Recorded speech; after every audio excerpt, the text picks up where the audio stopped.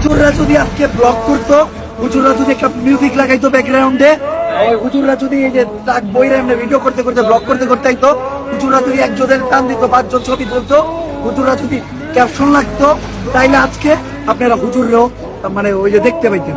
আপনারা অনেকে কমেন্ট করতেন এই দুর্দিনে আপনারা আগে গেলেন, ওই সেই আমাদের হুজুররা যারা ওই যে ওই আর্টিস্ট করতে গেছিল, ওই যারা ওই যে এই আন্দোলন এটা করতে গেছিল, ওটা করতে গেছিল।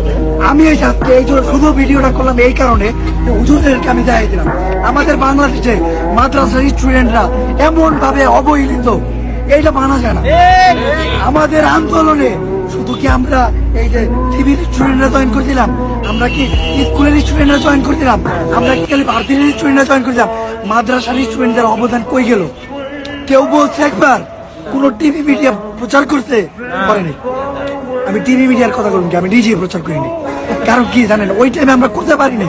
হ্যাঁ, তো আমি চাই যে আপনারা ওই যে যারা এই ধারণারা না যে হুজুররা এই দিনে মানুষের পাশে নাই, তারা নিজের ধারণাটা ভাঙেন।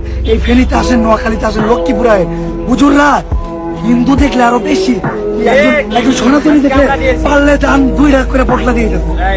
আপনারা হুজুর করে একটু অন্য চয়ে দেন, দেখেন না ভাই, বাংলাদেশের সবচেয়ে সংখ্যালঘু কারা জানেন? মাদ্রাসার স্টুডেন্টরা, হুজুররা, ইমামরা। বাংলাদেশে ওই যে এখন কি নিয়ে আন্দোলন হয়, আনসার নিয়ে আন্দোলন হয়, হুজুরকে নিয়ে আন্দোলন হওয়া উচিত।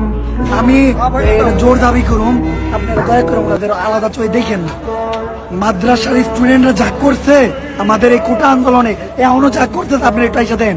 আমি মনে করি আমি এক জায়গায় ত্রাণ দিতে গেলে 10টা সাধারণ মানুষ দেখলে 4টায় তাকে টুপি পরা, পাঞ্জাবি পরা হুজুর, কোন মাদ্রাসার দিকে আসতে, কোন ইসলামী সংস্থার দিকে আসে। তো দয়া করে তাদের অন্য চোখে না দেখা তাদের পাশে দাঁড়ান। এইটা সময়, স্বাধীন বাংলাদেশে ওনাদের স্বাধীনতা দেন। আসসালামু আলাইকুম।